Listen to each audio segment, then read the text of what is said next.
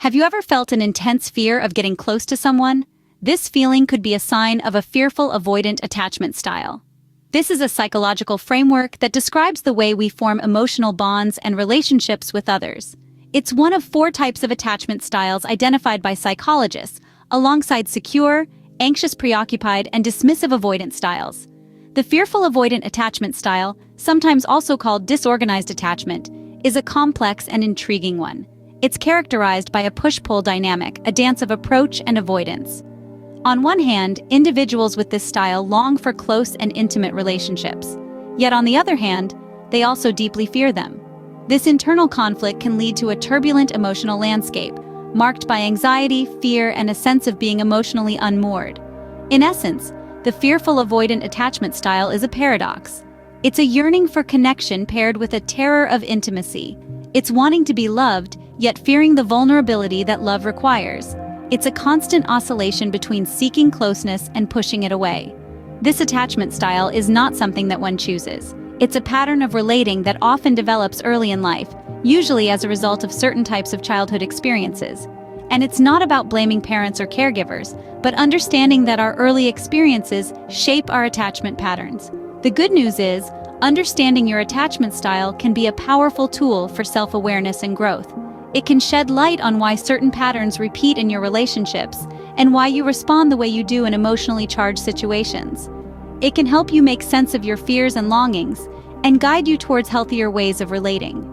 So if you've ever found yourself caught in this push-pull dynamic, yearning for closeness yet fearing it at the same time, know that you're not alone.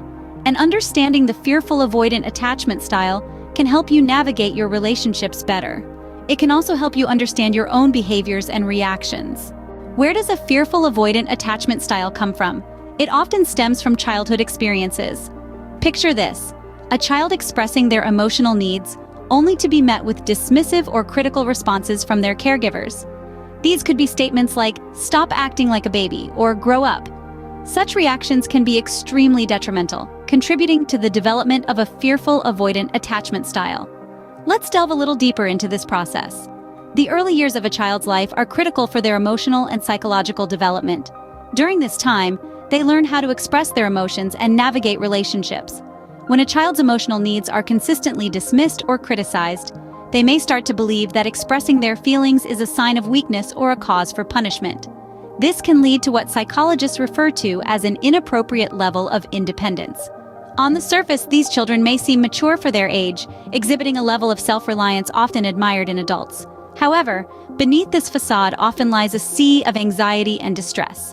These children learn to suppress their emotions, to put on a brave face and navigate the world independently. But remember, they're just children. They're not equipped to handle such complex emotions on their own. So, while they may appear outwardly calm, they're often wrestling with significant internal turmoil. This suppression of emotions and self-reliance becomes a survival mechanism. It's their way of protecting themselves from the perceived threat of rejection or criticism.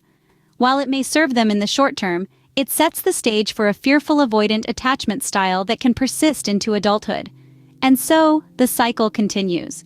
The child grows into an adult, carrying with them the scars of their early experiences. They struggle with trust and intimacy, often oscillating between being overly nurturing and suddenly becoming distant or unresponsive in their relationships.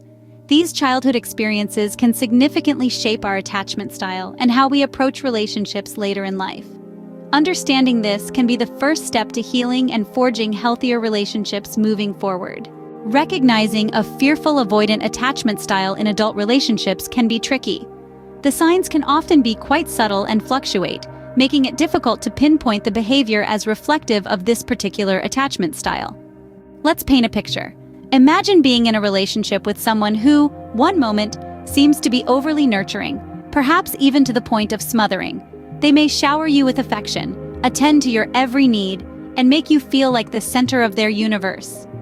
This behavior might feel reassuring and comforting, leading you to believe they're deeply committed to the relationship. However, without warning, this same person can abruptly shift gears, becoming distant, aloof, and unresponsive. They may retreat into themselves, shutting you out emotionally and physically. It's as if a switch has been flipped, and the person you thought you knew has been replaced by a stranger. This sudden change can be disconcerting, leaving you feeling confused and unsure about the stability of your relationship. This oscillation between extremes characterizes the fearful avoidant attachment style. These individuals are often caught in a push-pull dynamic, craving intimacy one moment and fearing it the next. This pattern stems from a deep-seated fear of being hurt or abandoned, often rooted in their early life experiences. When people with a fearful avoidant attachment style become emotionally overwhelmed or dysregulated, they tend to avoid seeking help or support. This avoidance is not due to pride or stubbornness, but rather a profound lack of trust in others. They may fear that expressing their needs or vulnerabilities will result in rejection or criticism, so they choose to struggle in silence instead. This behavior can be challenging to navigate for both the individual and their partner. However, understanding these patterns and the underlying fears that drive them can lead to greater empathy and compassion.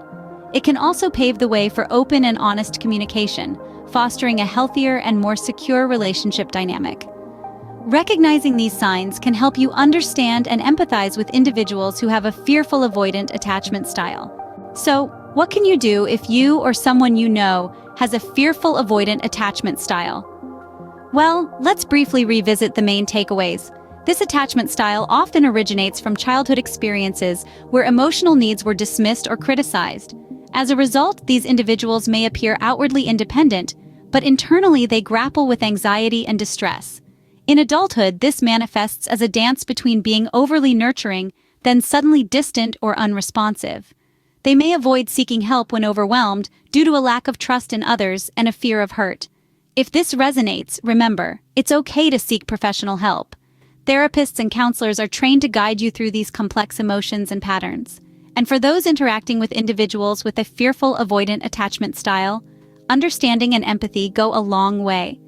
Remember, understanding our attachment style can help us navigate our relationships better. It's never too late to seek help and work towards healthier relationships.